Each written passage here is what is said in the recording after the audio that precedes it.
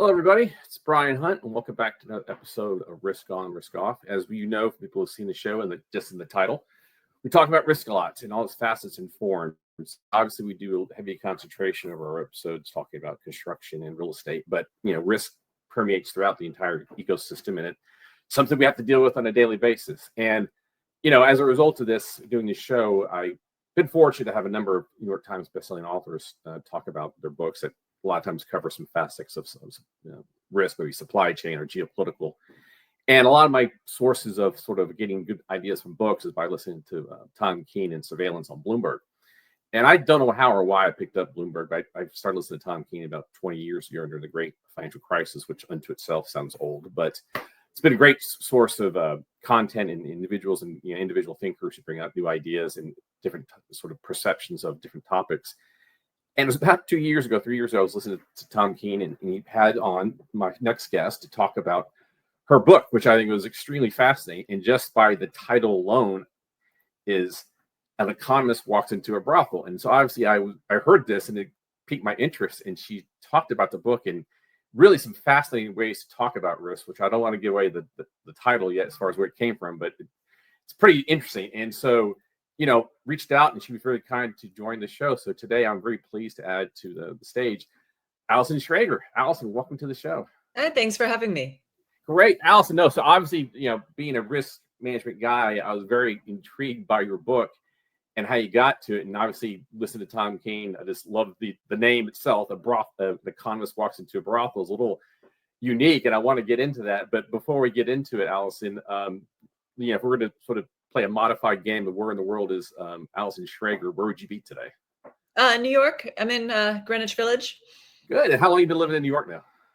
25 years. Oh, wow. Awesome. Are you from New York originally? Or? No, I'm from Connecticut. I guess I've been here my whole adult life. What part of Connecticut? Stores. Okay. Where you from is?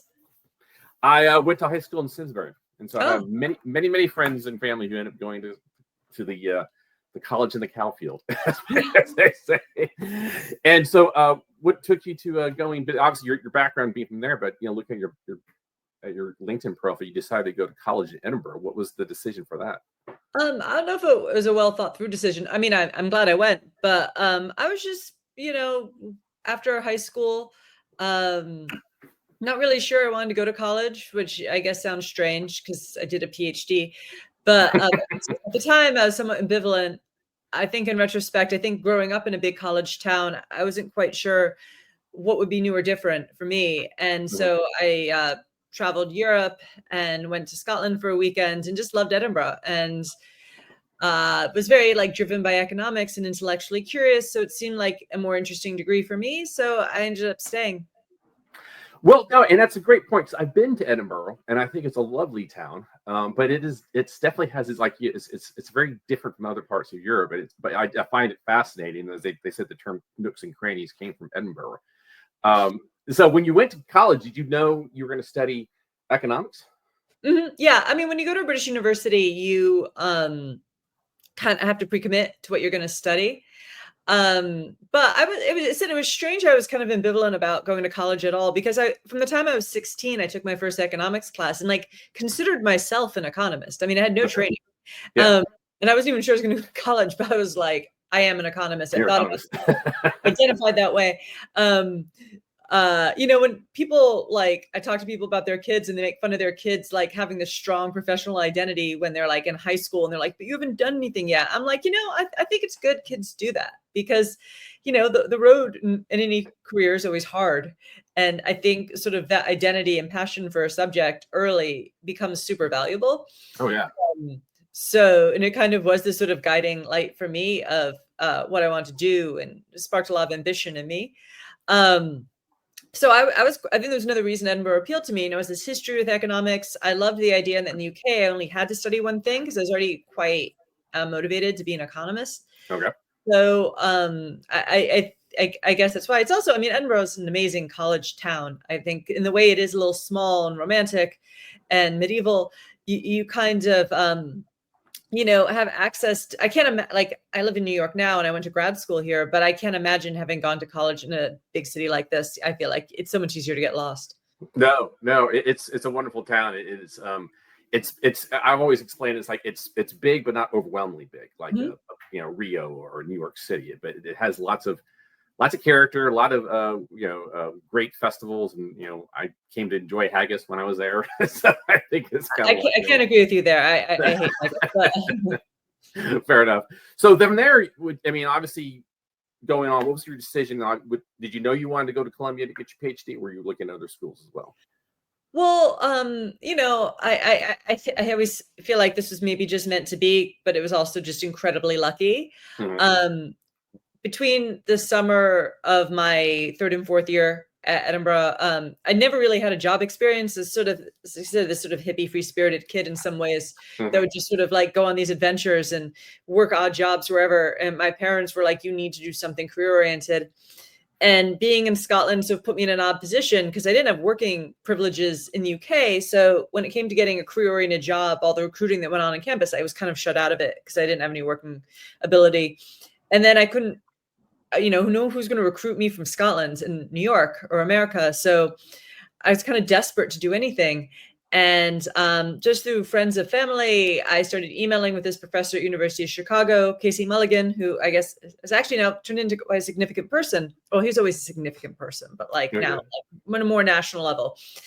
And we started emailing, and he's really intrigued by this American girl who ended up in Scotland on her own. And so he hired me as his research assistant for the summer. And I worked quite hard. I love the work. I needed the money. So I worked quite hard. And at the end of the summer, he's like, "I think you're great. I'll help you get into grad school wherever you want to go." And again, I didn't probably put as much thought into it as I could have. Um, I chose Columbia really just because it seemed like fun being in New York. And it felt like everyone else was going to a big city to start their life. And I was going to be in grad school for another 5 or 6 years. And I felt like New York would still offer me somewhat of a life. It didn't, Yeah. just because grad school is so demanding and you're so poor. And New York's a tough city if you're kind of like socially out of it and have no money. But I thought it would be cool. So honestly, that's how I ended up at Columbia. So obviously wonderful program. One of the great place, let's say economics, and I'm looking at your career you went on, and it's very fascinating some things you've done. But I'd love to talk about your time at the Economist. You were there for 7 years as a contributor. Tell us about working at the Economist. Well, so I did this PhD without really, again, thinking what I was going to do with it. And it became clear as I went on the job market how much I desperately did not want to be a professor. Maybe it was growing up in a small college town. I was really determined not to have that experience Yeah. that I'd grown up with.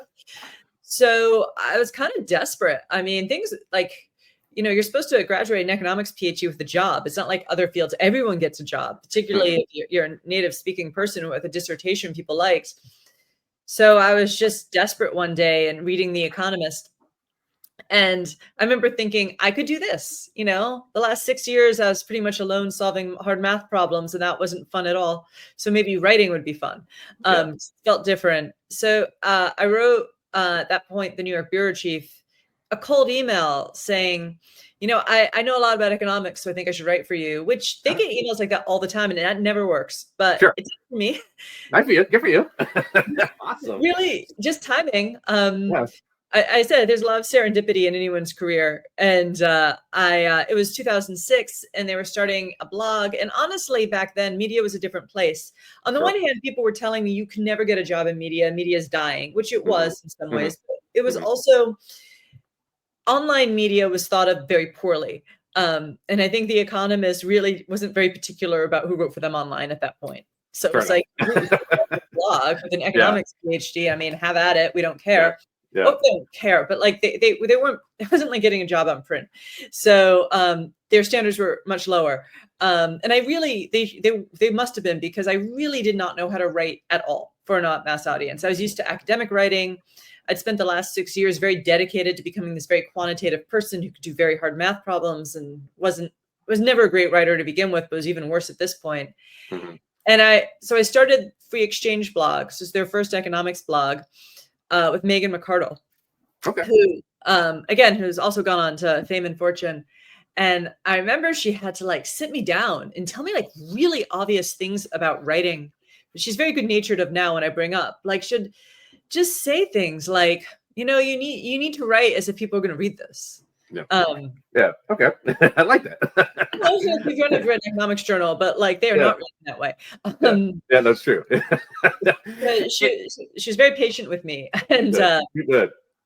so yeah, I mean, this went on for like 6 or 7 years. I was a couple months in, not even getting paid, just writing for their blog and doing some consulting, and kind of lost. And then Bob Merton found my dissertation, which was always good. It's always good to have a good paper, I guess. Mhm. And he's like, I think this is great. I'd love for you to work with me. I'll teach you finance, and we'll turn our research into actual financial products to help people. And so I started working with him. That also went on. That went on for 7 years. And I wrote for Economist on the side. All Um, right. with varying degrees of intensity. There was like a year off where my startup with Merton wasn't really anywhere. And that was great timing, actually, because it was 2008, 2009 was one of the few times I was really at The Economist, like in earnest full time. Okay. And that was a great time to be there because, the financial world feels like it's falling apart. Yep. And they just gave us great access. When you're at The Economist, all the important people come in for lunch off the record. You can ask them whatever questions you want. So you can just drill Jamie Dimon and John Mack and like really get into, Treasury secretaries, all the things, like really learn what was going on. So that was actually a great experience. Was the like probably like year or so I did spend there, like pretty much full time during the height of the financial crisis, really getting to write, think about, and talk to everyone about what was happening. Fantastic. And so, obviously, you've been doing a lot of writing, contributor from Bloomberg, Quartz, but I did notice you spent, and this is because I was working my master's in finance, why I've heard about this firm, Dimensional Fund Advisors down in Austin. Talk about that. Yeah. So, as I said, there was this year where, so Merton and I, part of the startup, were designing pension models. My background's in retirement finance. Okay. So we're working on that. And then we were acquired by DFA and went there to sort of start their retirement group. And again, great, lucky experience. I mean, it's already Merton. I mean, there's no better person to learn finance from. And I consider every minute of those 7 years like such a gift. Yeah. But I mean, DFA was even better because I got to work with Merton. So for DFA at the time, it was really a big leap for them to do this sort of model because this model involved forecasting long-term interest rates over 30 years. Sure. Because we're doing these pension models where we had to put values on long-term liabilities in the future. So you can imagine we had to do something very un-DFA-like, which was take a stand on where long-term interest rates were going in like 2011.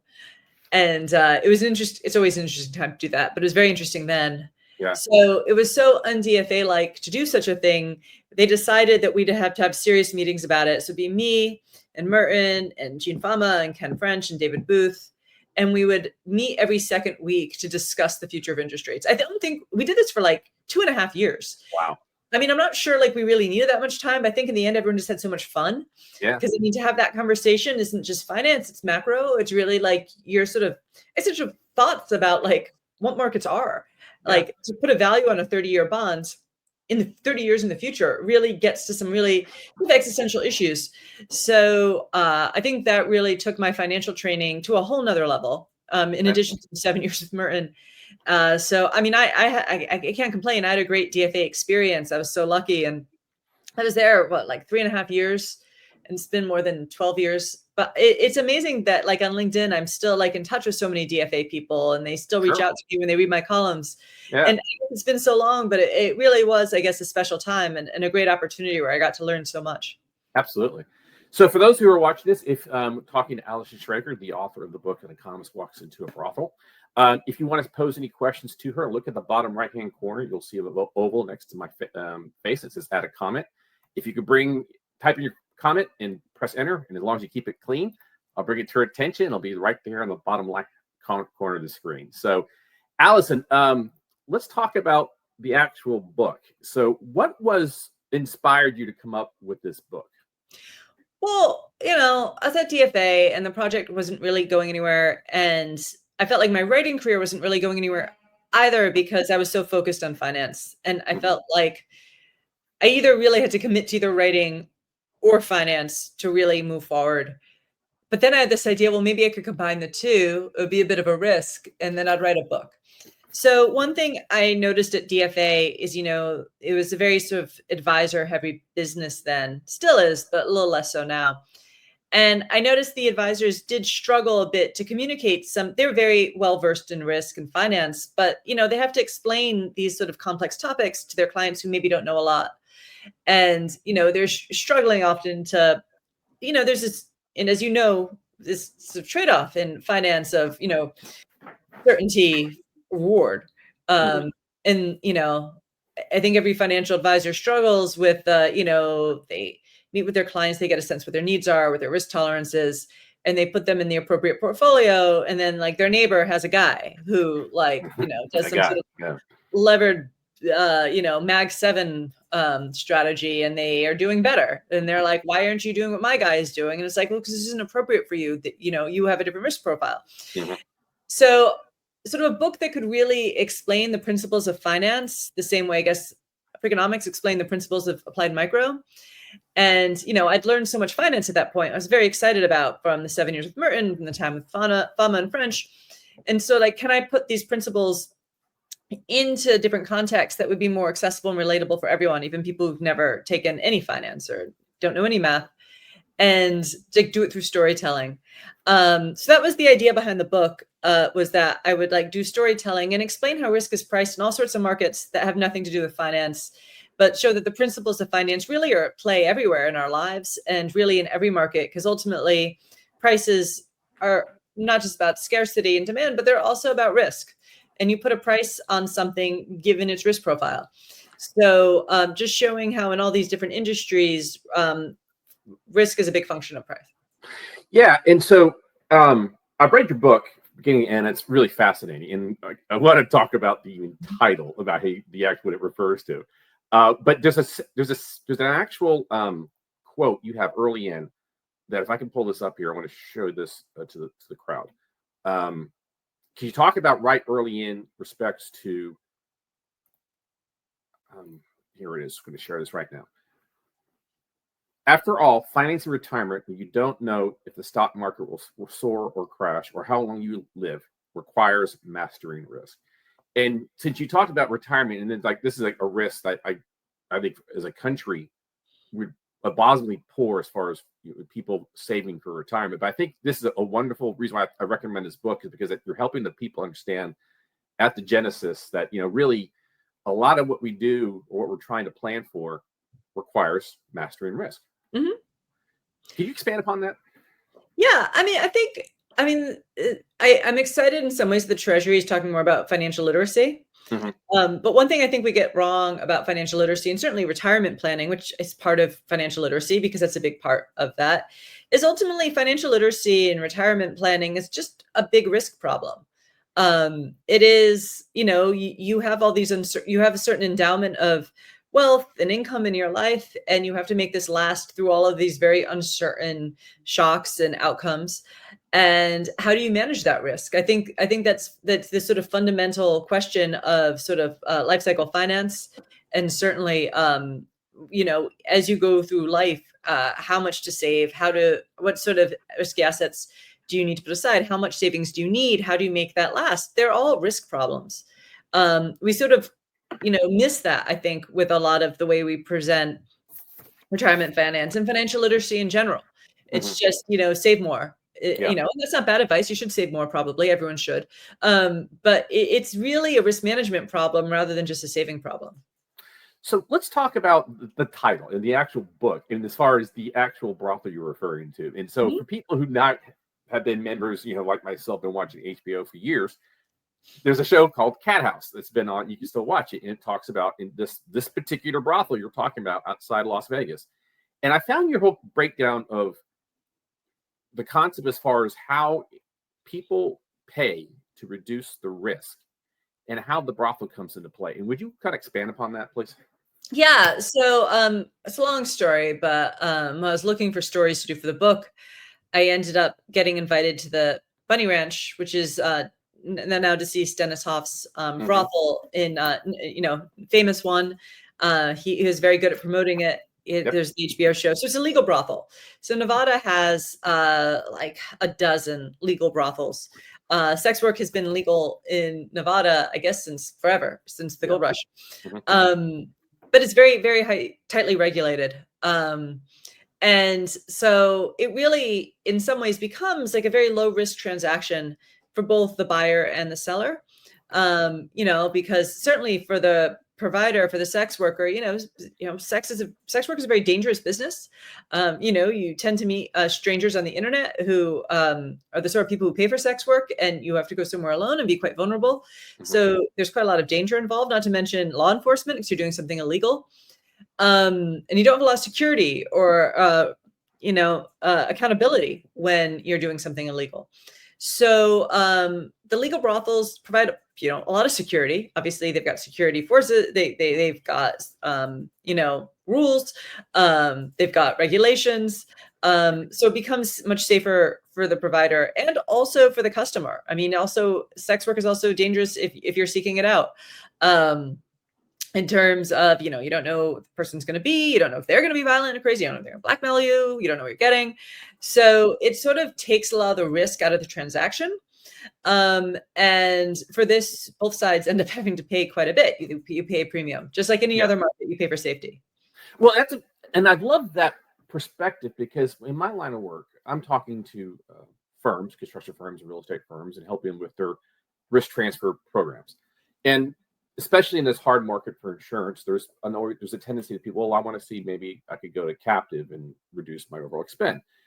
But in that goes, I'm going to have a high deductible, I'm going to save money. But no, the trade-off, though, is that the risk is still there. And you're going to retain more of that risk. Therefore, you have to put forth the effort to reduce the risk. And that is by, whether, and especially this world of insurance with telemetrics on your cars, AI-enabled videos, watching the camera in and out, hire a full-time health and safety. So in that aspect, it pays. You have to pay to reduce the risk, and there's a premium involved with that. And that's where I thought your analogy with the sex workers at the bunny ranch just really sort of caught me. It's like it's the trade-off. Well, I mean, it's also fundamental to all asset pricing. I mean, like you think safe assets cost more; they have a lower return. I mean, I was going to say the no arbitrage condition. I mean, it's central to all asset pricing and relates to pricing of any asset. Yeah. And I think too, also one of your premise of the book, and I have a lot of people on my show and I talk to my clients that are entrepreneurs. And I think one of the biggest risks a person can take is starting their firm. And I think you have another great quote here I'll pull up. If you want a great relationship, we risk heartbreak. If we want to get ahead at work, we have to volunteer for projects that we might fail at. If we avoid risk, our lives won't move forward. And I think that's probably the premise of risk, is that you can't avoid it. You walk out the door, you get hit by a car going on the street. It's the question of taking on the good risk or the bad risk, and having a sort of maybe a healthy relationship with risk. Would you? Yeah. I mean, I think it's a real problem that we've come to sort of value risk taking less, or sort of see safety as some sort of virtue. And I think we see this with each generation being more discouraged from taking risks, because it really is so fundamental to the human experience for getting ahead. It's like when people constantly say, politicians are like, well, if you do everything right, you're supposed to get ahead. And that's not true.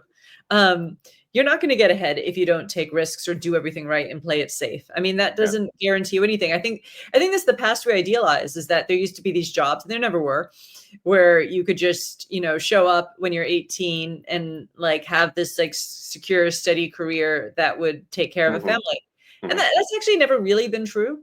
And I think for a lot of people, it also isn't very satisfying. I think we all, to varying degrees, need to sort of test ourselves. No, totally agree. And it's I think one of the biggest things you like with technology is going to, everybody's like, I just had Stephen DeAngelis on the show last week and talking about artificial intelligence and how rapidly it's sort of being adapted and used. And I tell people, should you be afraid of AI? I'm not sure you'd be afraid of AI, but you got to respect it in the sense that either you've got to learn to use it and how it enhance your career, or advance your career, or getting it run over by it. And I think that's the case. Like 50 years ago, when Excel first came out, people thought, well, it's going to take all the jobs away from the accountants. Well, no, it enhanced their capabilities. And made their ability to became more efficient as far as they did their job. And I imagine you would probably say the same as well. Yeah, I mean, that's how I use it. I mean, I have a friend who's deep in AI, and he's always telling me that's only a matter of time before AI is going to write columns. And like, could write a column, and I'm just like, I just don't see that. I mean, also just thinking how LLM models work, it's like, they take a bunch of like data and they find the most common point of existing data. It's like running a regression. And so first of all, it rarely comes up with anything interesting because it's the average. And also it doesn't really come up with anything new.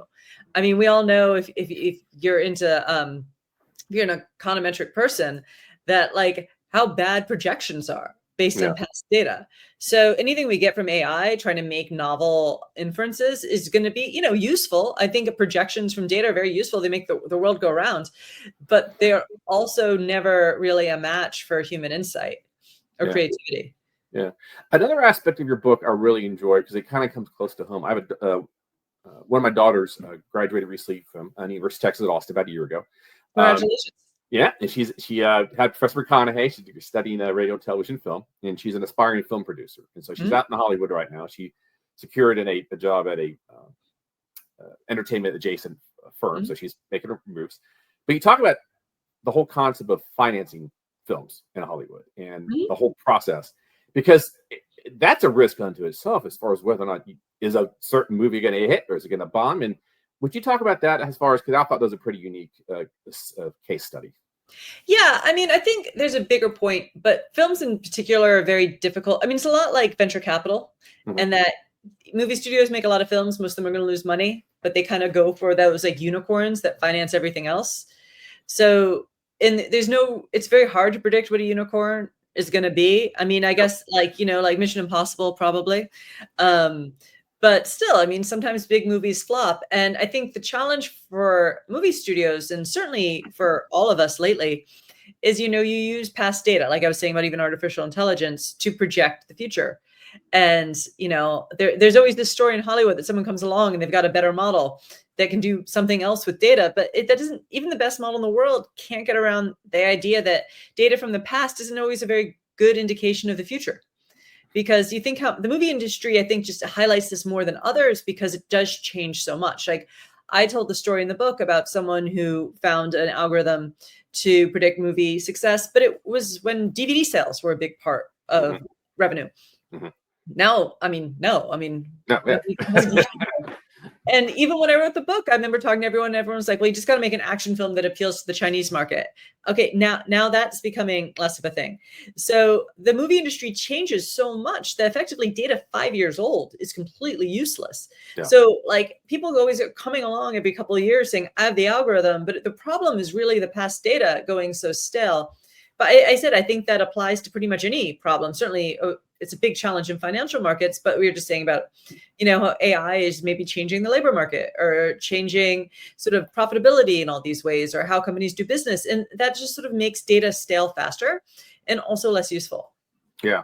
So respects to data in people out there, because, I actually had, last week I was, I'm a CPA and I know enough to be dangerous. And so just looking at my portfolio, and even used AI to help me do the calculate, as far as doing some analysis, modeling. And then AI, I guess, some of the models have increased. I threw it in and did a Monte Carlo scenario. And so it's like this, like it's amazing the amount of information that we're starting to get more and more access that we could harness to help make us informed decision. But do you think, as we as individuals need to get a better, and I would say, or probably have to get a better, healthier respect for risk? Yeah, I mean, I think it just shows these tools are very powerful, but it also makes expertise more valuable. It's like anything. It's like if you have an understanding of risk, if you have an understanding of the limitations of modeling, then AI becomes even more powerful. But if you just sort of do a garbage in, garbage out approach to it, like a lot of people do, is always tempting. Or think because it's AI, it has these special insights. Anyway, it's still using the same crappy data the rest of us are.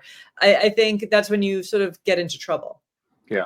So for all of us who are thinking about our lives, our careers, even deciding to get married, have kids, whatever, how should professionals think about career risk versus career safety in today's rapidly changing market? Because that goes back to, you can be complacent, but I think you can get run over in that process. Mm-hmm. If you're trying to sort of get a better, someone's out there thinking about how should I improve my career, or how should I guide my career going forward, how should they incorporate risk in thinking about that? Well, I mean, I think you need to think about your lifetime earnings, we call human capital in economics, as an asset like anything else.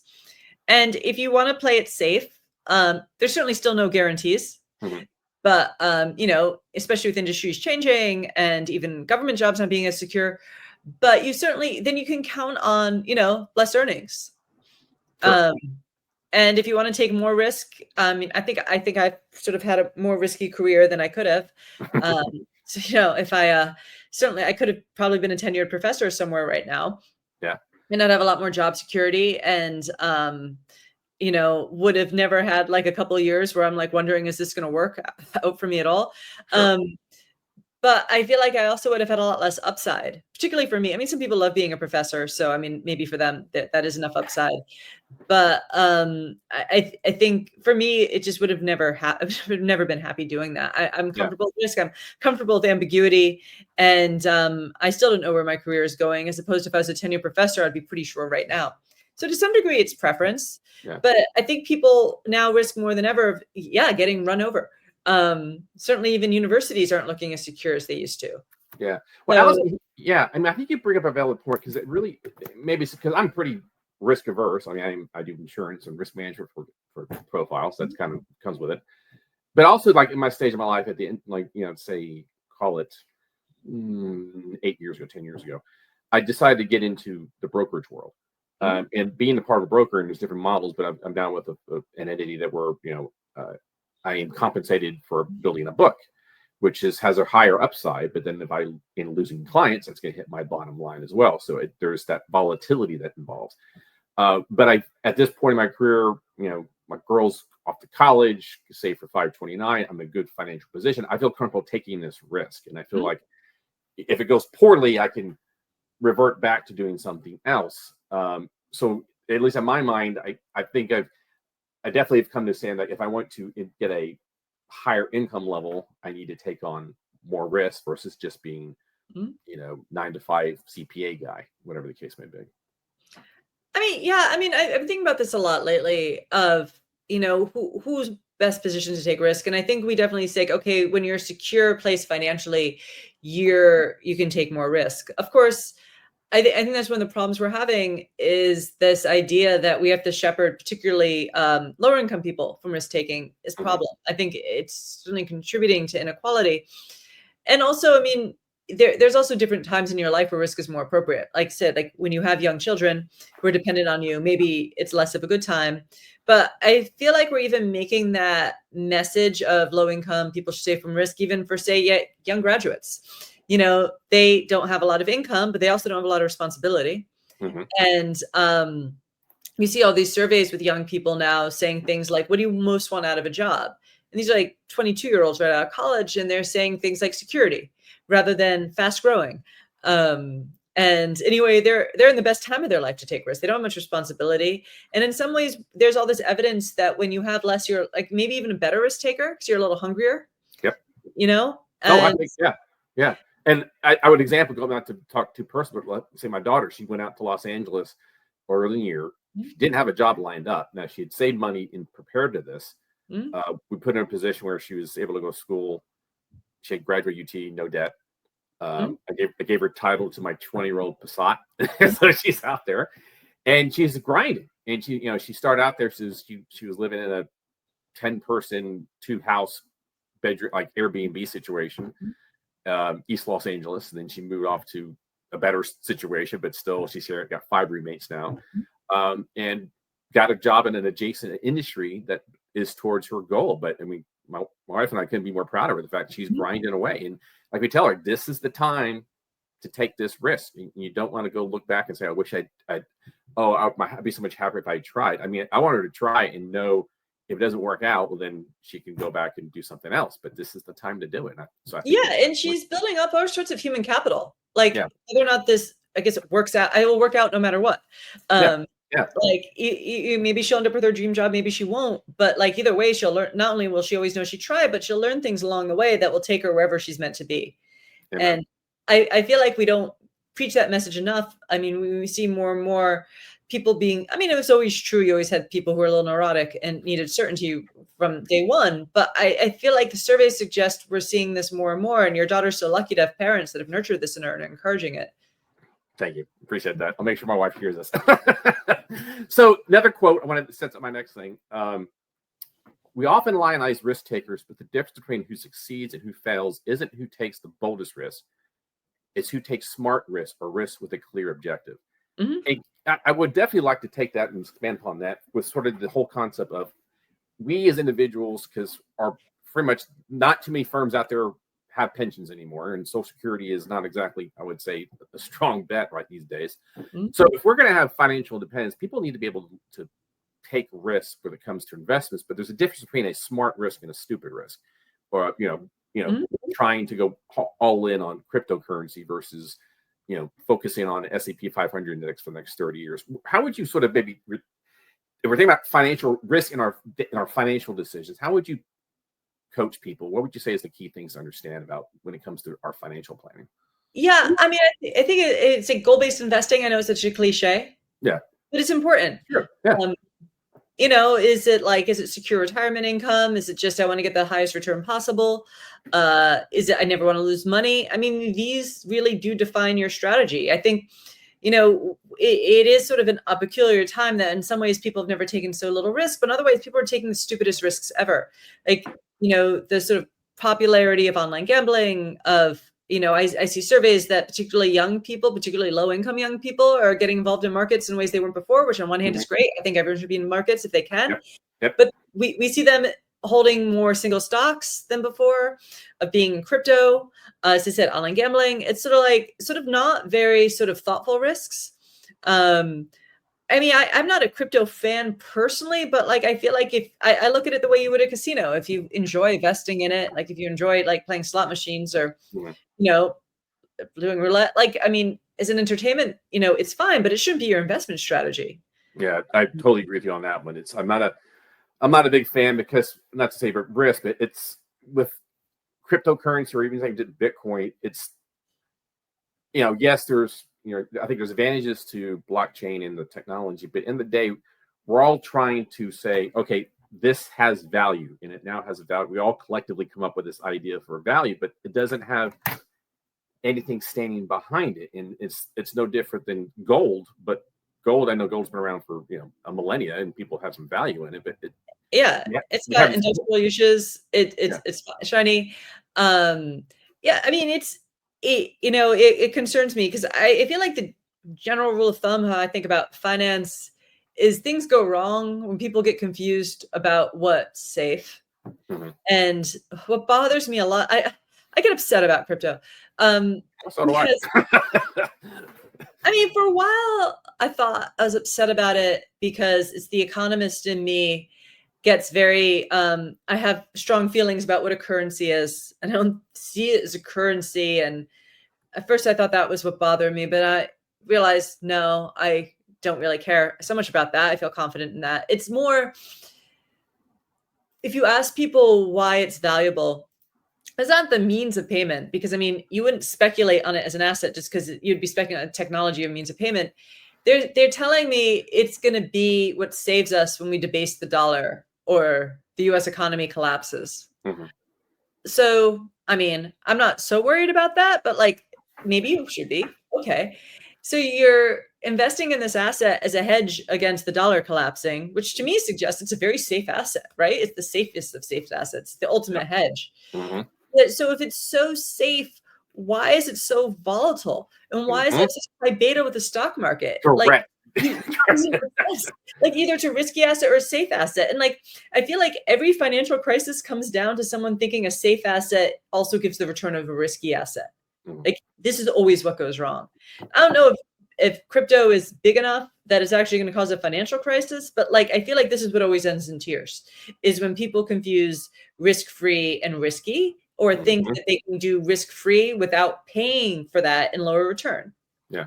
No, I totally you hit the nail on the head, especially when it moves pretty much in correlation with the market. And like, okay, what is the point of this? I can just why is this a good hedge? So that's a great point. Yeah, I mean, one of the most I learned so much from Merton, but I think one of the most valuable things he taught me is whenever you see any strategy or any asset doing something special or seems to be special, always like you can take it apart by being like, can you replicate it doing something like simple, more traditional, transparent instruments? And that always helps you see clearly what's going on. So it's like, yeah, I could do like a levered S&P 500 position and pretty much replicate crypto. So like, why am I in it? And I know what that is. I know that's just like taking on extra risk. So therefore, this is not a safe asset, or it's certainly Right. not going to be the great hedge of when the U.S. economy collapses. Amen. Yet we still all have internet access, so can access our blockchain wallet at the same time. Well, that's enough. That is the Achilles heel. You're assuming that everybody's got access to internet electronics, and we haven't had the EMP explode over the country. So, for those who have joined us late, this is having a conversation with Allison Schrager, the author of The Economist Walks into a Brothel. If you'd like to send a question to her, you look at the bottom right-hand corner, see my name next to it, says add a comment. Please press your enter and press enter, and as long as you keep it clean, I'll bring it to Allison's attention. So, Allison, that kind of ties into this as far as risk, and there's been the term that's been kicked around a couple of years ago is we're living in a polycrisis world. You take into account a pandemic, doing Ukraine, tariff wars. It just seems like there's a lot more risk out there than we've had to deal with in the past, or at least maybe it seems like it's more on steroids. How are we as individuals, as firms, supposed to sort of navigate this polycrisis world, and how should that help us with our risk management approach? Well, I guess risk relative to what? I mean, I think the world's always been risky. Okay. In some ways, we might face more risks, but we also have more tools. Like yeah. I mean, like globalization is largely, I think, been de-risking for the world. You get more correlation, you get more diversification. As I said, you have more sources of capital. On the other hand, now people also see globalization as a risk in of itself. I less think so, but like I can also see their point. So now I guess decoupling is now the big economic risk we're facing. So I mean, I think we just always face risk, and I think the point of my book, and I think why I threw it is like the principles don't change of how to manage it, no matter what the risks are. Which is think about scope for diversification, hedging, insurance. Think very carefully about what risk-free means to you. Define your goals. I think no matter what the environment is, if you're clear-headed about these things and have a clear strategy, it still works. Correct. And so kind of along the lines, I talk to a lot of entrepreneurs, and I've already asked the question, what keeps them up at night? Or people like, what is that sort of concern of risk? But and I obviously people taking that risk and not having the paycheck, depend upon the paycheck, and you have to go earn your money. That's one of the biggest risks a person can take. So, but I'm curious, when you talk to, or you say you're going to provide advice for someone who wants to take, that risk of starting on a firm, and based upon your conversations you've had with business leaders, what would you say would be sort of the key things people need to understand or respects to, starting a firm, and what are the sort of what should their approach be to risk management? Well, it's this, I think they really is this have to be clear again on what their objectives are. Yeah. Know their market. As I said, and look for scope for risk management. It's not just like put it all on the line, but as I said, think about different ways you can hedge your risk or find scope for diversification. So you have other income sources or other sources of clients, and as well looking out for insurance. I mean, I think it really does apply. It does get harder as the world changes because the rules seem to change, but the principles don't. Yeah, and I think that's a very good point, because the process of risk management is like I do presentations talk about. There is, the steps of risk management is identify the problem, is your potential, techniques, implement them, you monitor them, and you turn around and do it again to see if it's effective. So the scenarios might change, the issues might pop up are different, but the process of risk management is still universal, and I think that's the key and I think that's the key thing I like about your book. It just helps sort of understand. You're looking at all these different sectors of the economy and in different scenarios, but in the day, it is still thinking about risk, your goals, looking at your techniques, and making the wise decision. So I'm curious, if you think about the book in thinking about what you're maybe going to be, I was going to ask this point, where would you say the future goes? It's hard to predict the future, but as say the next 3 years, we can just go that far out or until the next administration. What do you think are some of the key risks or key concerns people should be thinking about with respects to the career, financial planning, the environment, housing? What sort of things out there do you think we should probably put some focus on? I'm not a very political person, but I think so much of the risks we're facing right now are so policy oriented. Yeah. And that makes it a lot harder to predict. We don't know, where we're going to land with tariffs. I hate tariffs, but if we end up at a fairly low level, it might not be the worst disaster that we've ever faced. So, we move on and just, things aren't as good as they could have been, but they're also not terrible. Certainly, there's a lot of geopolitical risks. I worry about the housing market a lot. Again, policy error, not a Trump one, but I think getting mortgage rates so low for so long during the pandemic and then them having to rise, I think really messes with the housing market for a very long time, because, no one can afford to move, and that just restricts supply further. So I think something people are going to have to come to terms with is, for a variety of reasons, all these reasons I mentioned, we're just a higher interest rate world. I think the 2010s was sort of like an anomaly of near zero rates. And this just changes everything. Interest rates are sort of the foundation of the whole economy. It's how we value risk. It's what people pay for capital. So I think adjusting, certainly, as I said, there's the tariff uncertainty, but there's also just this adjustment to what a higher rate world means. In terms of, I said, a lot of people locked in low rates, those come due, certainly in corporate sector and private credit in the next couple of years. So we'll see how we adjust to this big change. So I'm going to ask one more sort of technical question before I ask with the end of our sort of personal questions. But you just said something that's, in insurance world, we say the rate reflects the risk. And I think the same can be applied to bonds. The rate of a bond reflects the risk. And, obviously we had quantitative easing and the suppression to try to generate the economy during the great financial crisis and the pandemic. And so we had a whole generation sort of grown up on this idea of, 2% rates. But then rates have, if anything, reverted back to the mean to where we are now. Because when I bought my house 27 years ago, I had good credit at like 6.75% rate. I was pretty happy with it. So would you at least give people who maybe have this concept that, it should be 2% rates? Well, that the rate that the bond reflects right now is a reflection of the risk in the market, and then also why there's upward pressure on rates right now, considering what we might be looking at, this increasing debt and expansion of our debt. So it's amazing rates are higher considering all the financial. That's and man, you can make it should be higher. So you think in the 90s, we'd have been thrilled with 4 or 5% rates. And if you look at the long-term history of interest rates, like I said, 2010s were an anomaly for a lot of reasons. It happens. You end up with these weird periods where rates are really high or really low. That's just how bonds are. That's why they're interesting.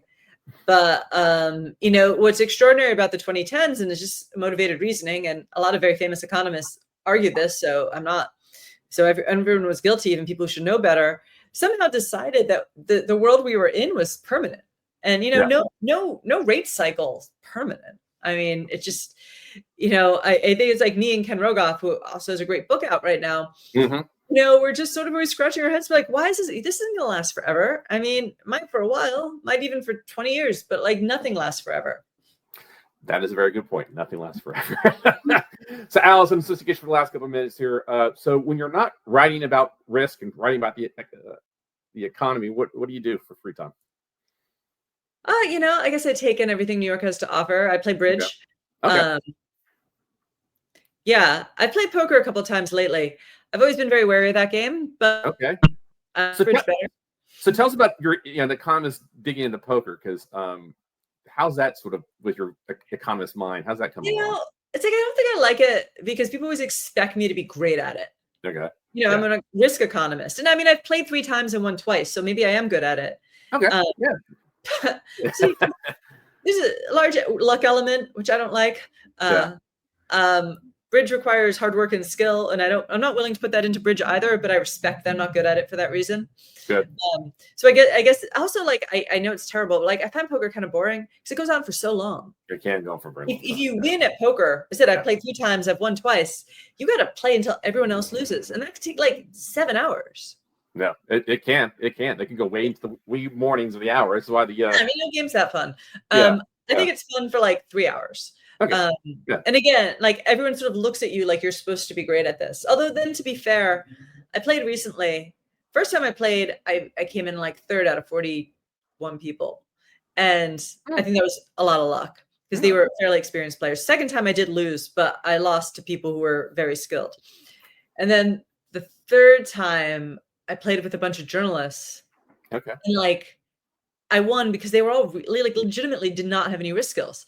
Like I even said, I haven't played a lot, but for the book, I interviewed Phil Hellmuth, and I talk about how he told me that you should fold 80% of the time. And I think statistically they say you should fold 75% of the time. He folds 80% of the time because he's patient. And so we're playing, and like people are playing like every hand, and I'm like, I'm probably folding like 65% of the time, so not as much as I should. And I'm like, I interviewed Phil Hellmuth. He says that you should fold 80% of the time, and everyone's like, yeah, just still like plays every hand. So obviously. So obviously you're a long-time New Yorker. If someone's looking to come to New York, and obviously maybe there's the tourist spots, but what are your favorite go-to New York institutions? I live in Greenwich Village. I love it. I think the best thing to do in New York is to go for long walks. Okay. You have all these very interesting neighborhoods that have such a distinct culture and so many different looking people. And if you walk New York, you just see it all sort of meshed together. So my favorite thing is, I think, really as well, just taking walks here. Very good. You much of a traveler? What? Do you travel? Yeah, I'm going to the south of France for 2 weeks. And you buried your lead there. All right. So, so I was going to ask you to say, so what are your favorite spots to travel? I guess maybe the south of France is one of them. Yeah, I go to France a lot. I like the food. Yeah. Are you going to go be in Marseille? Aix, so nearby. Oh, Aix-en-Provence. No, lovely place. Yeah, I've been to both, and my wife is not a fan of Marseille. She finds it too gritty. I kind of like it. I think that's the charm. Aix-en-Provence is a lovely area. So. Everyone loves it. I mean, I don't think there's any non-fans. No, I think you're right. So if someone was to maybe hopefully find you writing, we're going to get your material, where could they find that? Well, I mean, I write twice a week for Bloomberg Opinion. Okay. And City Journal when I can at Manhattan Institute. And between those two, they keep me pretty busy. Okay. I also have a Substack, which is a review of all this stuff. Awesome. Allison, thank you so much. It's been a great conversation. I think it's been very enlightening. As someone who does risk management for a career, I cannot recommend the book any harder. I look forward to hopefully seeing your next book in the future. But thank you so much for your time. I greatly appreciate it. Thanks for having me. You bet. So that's another episode of Risk On, Risk Off. I hope you guys have enjoyed the conversation. Again, I highly recommend you get a copy of Allison's book and read it if you have a concept of risk and want to know better about it. You maybe master it more in your life. And again, she's a columnist on Bloomberg. You can follow her articles there. So hope you enjoyed this. This and all other interviews are available here on my YouTube channel, and you'll be able to receive that in the future. And if there are any topics or individuals you'd like to see in the future, please send me a note. Until next time, guys.